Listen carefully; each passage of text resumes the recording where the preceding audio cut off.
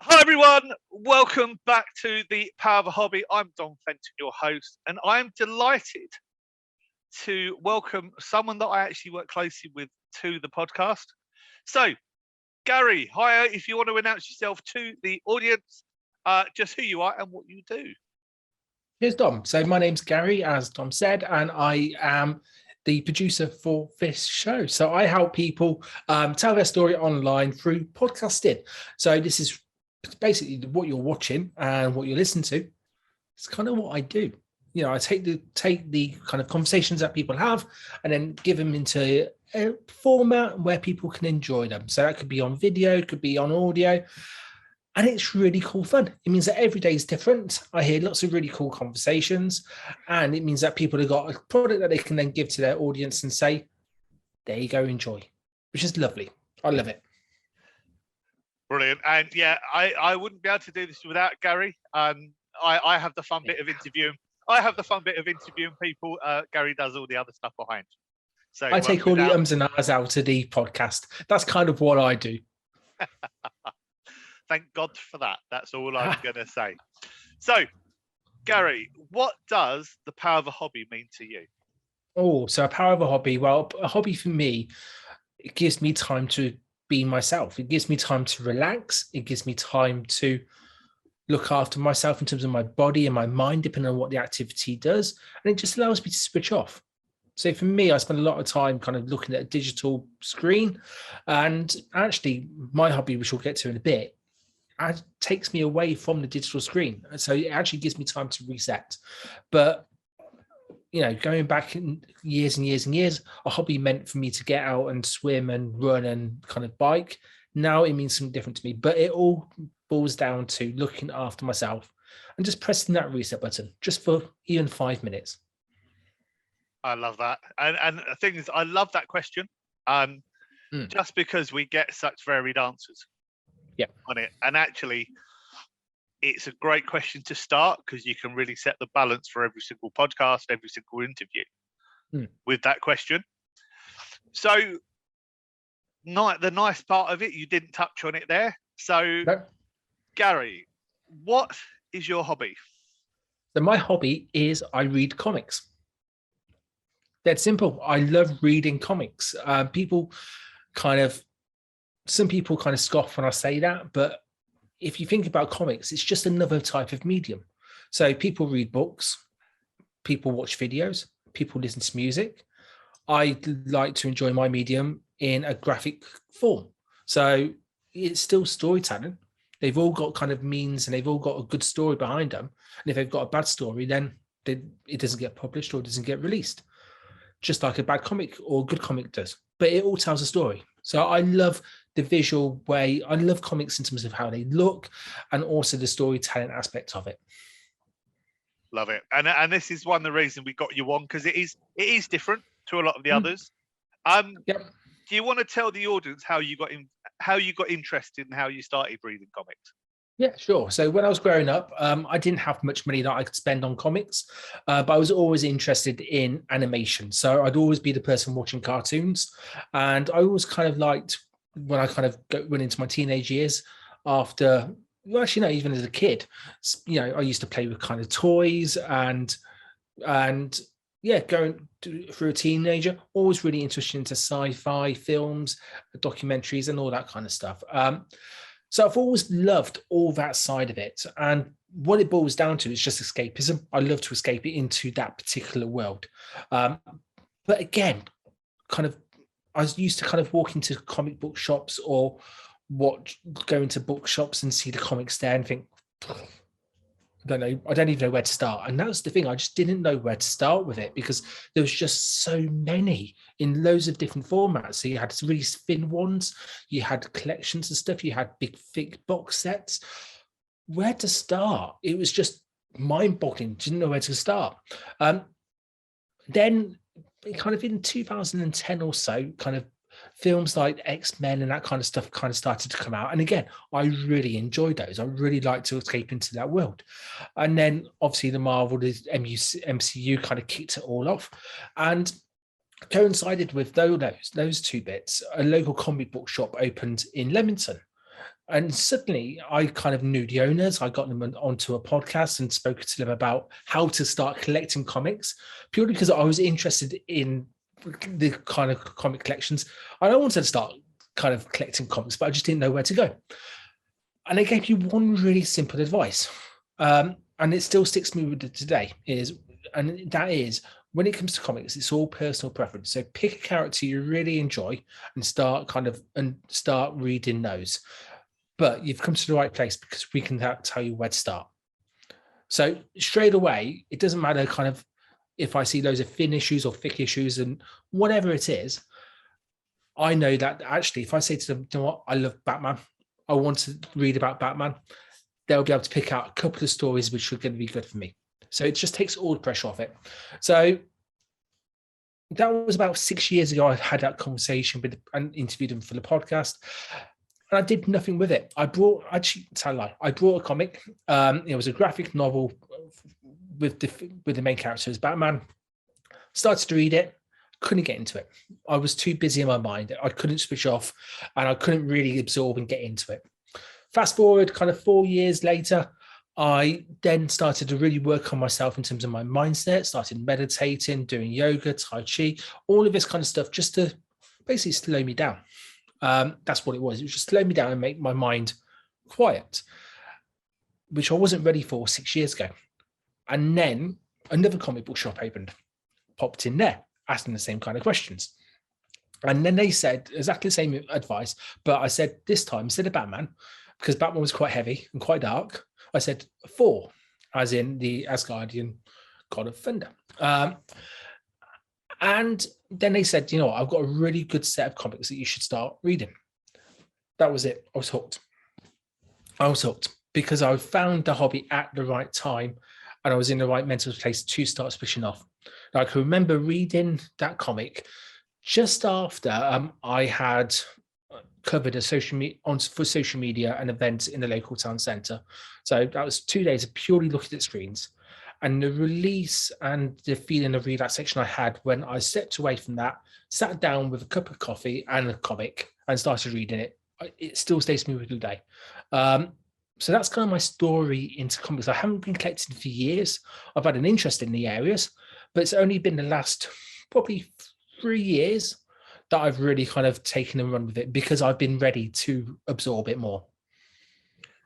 Wow. Yeah, and it's really powerful, because I think we have these ideas, we have these different types of hobbies, and completely agree with you in actually you have to be ready. It doesn't matter what hobby it is, you have to be in a place where you're ready to accept that hobby. Exactly.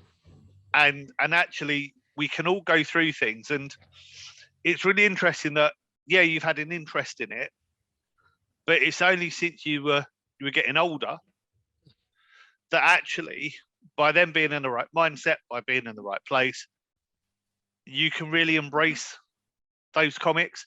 And it's amazing how actually when you look at it, it's possibly because of that collection that they gave you that really got you involved.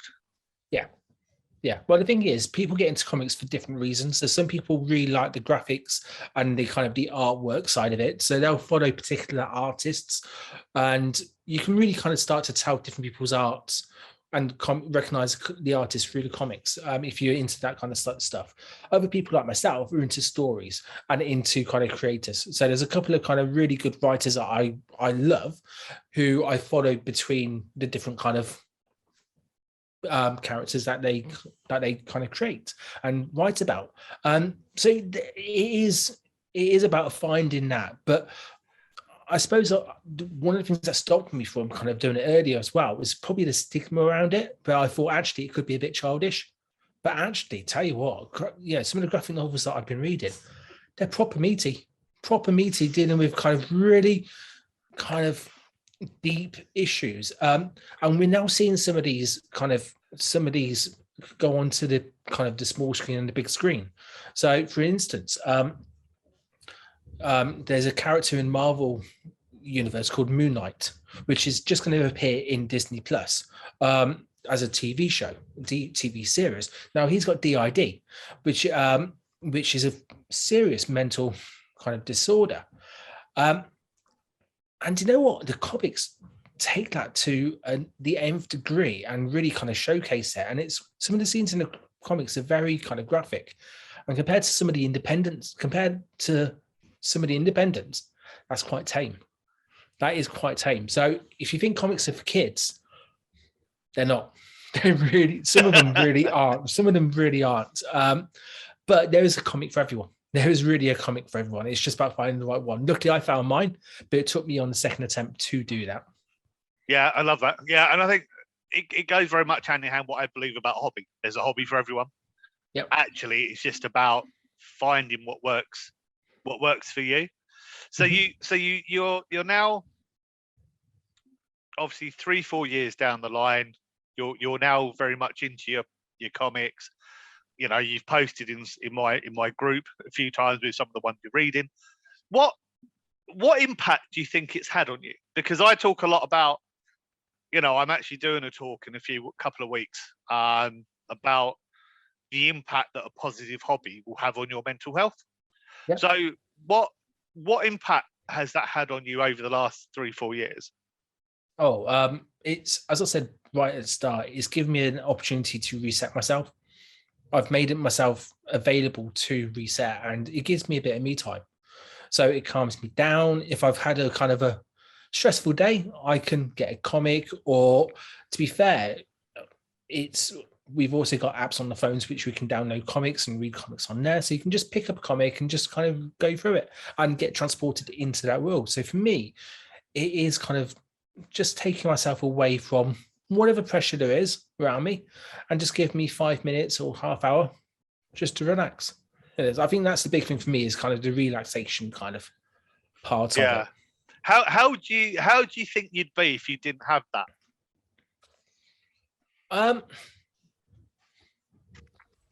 I'll probably be like I was 10 years ago, where my mind was racing with loads of thoughts all the time, struggling to kind of sleep. Not in a kind of good mental place, I can imagine. It's hard for me to kind of put myself back in there because I can't relate to that now. Yeah. Because pretty much every day I'm reading a couple of comics, or I'm reading a comic, unless I'm absolutely dog tired and I need to just kind of go to bed. But I do use it in my kind of nightly routine just to kind of switch off during the day. So yeah, for me, it is, if I didn't have comics, I don't know. I've never been into computer games, so I wouldn't be into computer games. Kind of in that. There's only so much kind of TV and screen time you can have. I don't know what it'll be. Yeah. It's amazing to think the impact something like that has. Mm. You know, and if hopefully people have listened to all the other ones as well, and it very much resonates with being able to find what works for that individual, what works, and you know, and already we've had so many diverse hobbies on the podcast that it's, and I think actually what I think at the moment is actually how big comics are around the world. You know, if you imagine how many people do read comics or do collect them, and the impact that has. It's a huge amount, and the way that you collect them differs from person to person. So some people like to collect single issues where they have, and they're the really thin ones for people who don't really understand what size they are. So they're the really thin ones, and some people like to collect those, and they'll collect the collection. I prefer to collect the trades or the omnibuses where you got the collection of the single issues. So as I said before, I like the storytelling, so it completes that section of that story. But some of those single issues, you know, the first appearance of, let's say, Batman or Superman, that's a couple of million straight there. You know, so in terms of kind of what comics do to the industry as an industry, it's massive. It's absolutely massive. The collector's market in comics is absolutely huge, and it only takes a advert from Marvel or a advert from DC to introduce a new character, and rocket and the sky and prices skyrocket for that particular character is crazy. It's very volatile, but really, really, really interesting. Yeah, it is. Yeah, it's mad, absolutely mad. So obviously we're talking about your comics at the moment. So if you were going to give a top 3 of comics of characters, what would your top? Because what I really want is someone to hear this and go, you know what, I'm going to go and try it.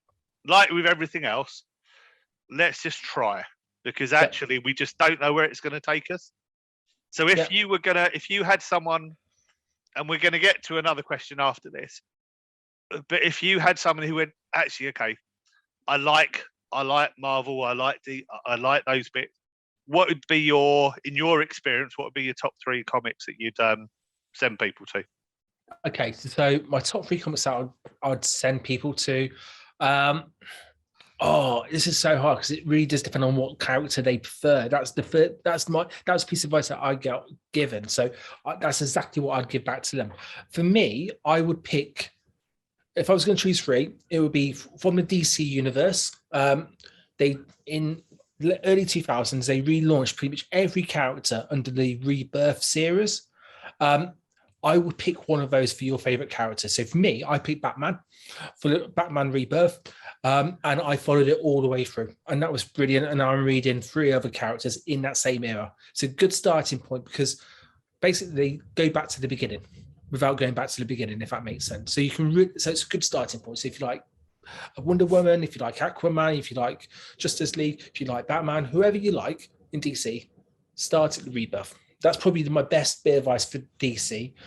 The one that kicked off me was Jason Aaron's Fall Run, which actually goes through a lot of stuff which we're going to see in the next 4 Love and Thunder film that's coming out in the summer. But that really kind of, for me, that was a perfect starting point for that. So I would always recommend that, because the ending of that particular run, I'm not afraid to say it did make me cry, because of the way it finished. It was just, writing was just brilliant, absolutely brilliant. So DC, and then Marvel, and I'll go through an independent as well.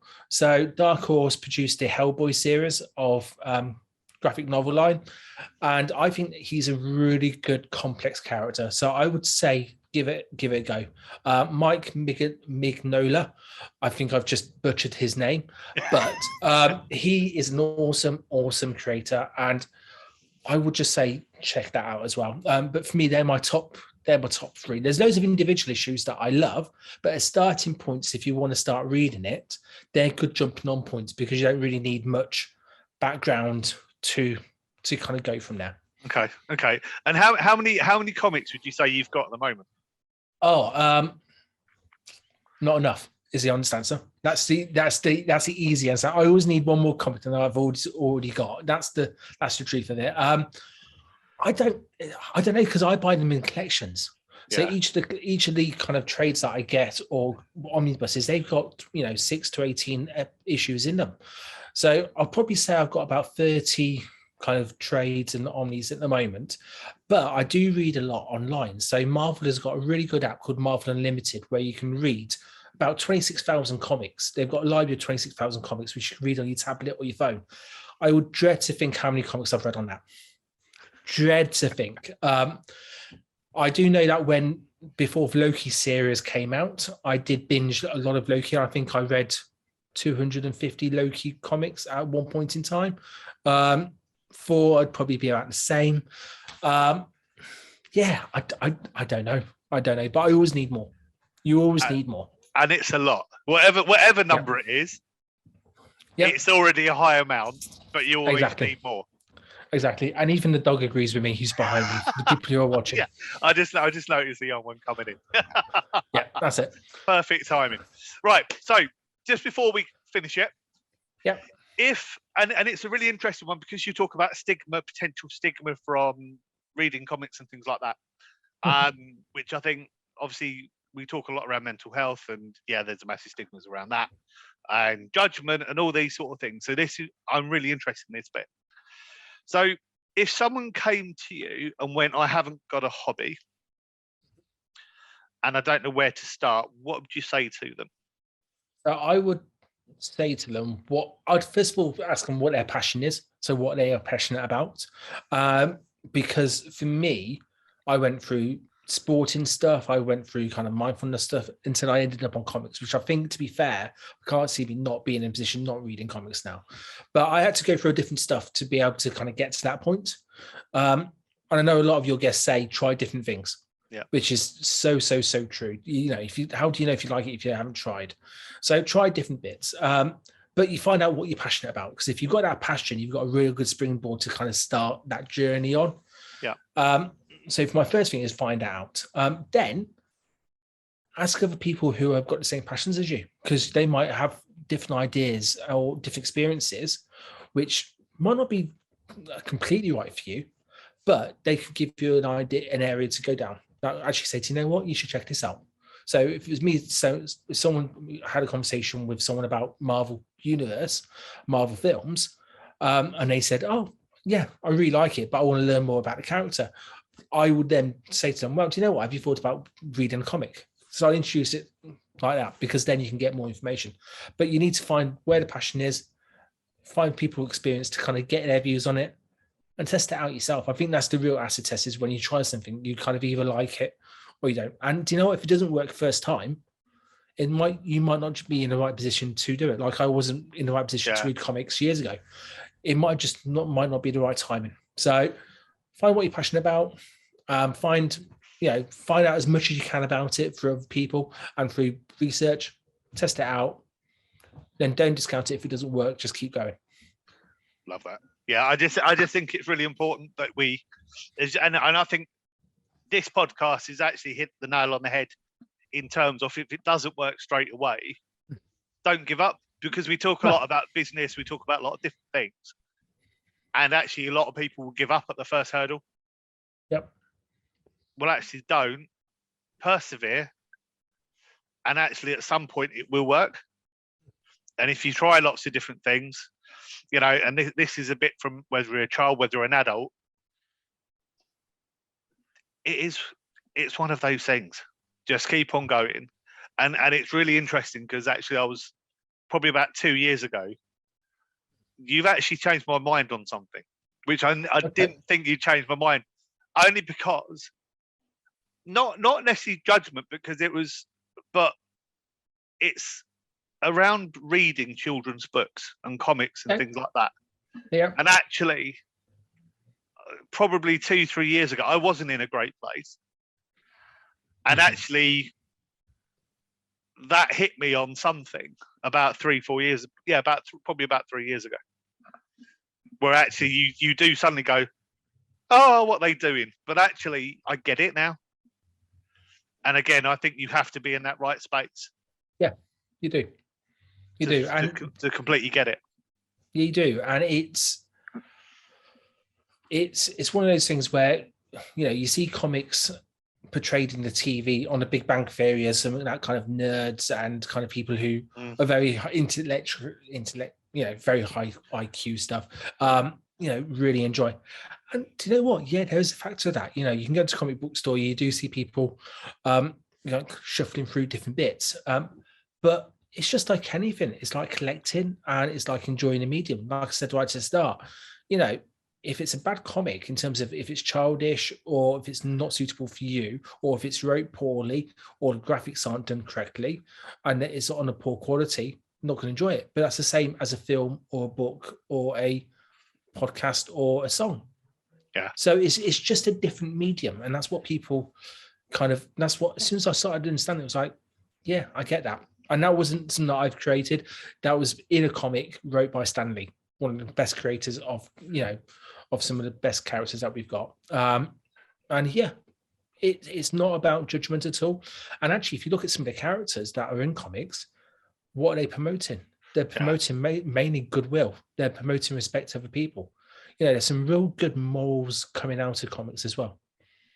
Yeah, no, I love that. And yeah, I didn't expect to be taken there on this podcast, but thank you for that. Gary. That's right. Thank you very much for your time. It's been great to have you on, considering the amount of work you do for me on these podcasts anyway. So thank you very much. Thank you to everyone for tuning in. I hope you've enjoyed it. This will go out on all of our platforms as per normal. And hopefully you will tune in again for our next episode. Have a great evening, and I'll see you all soon. Thanks, Gary. Cheers, Dom. Take care.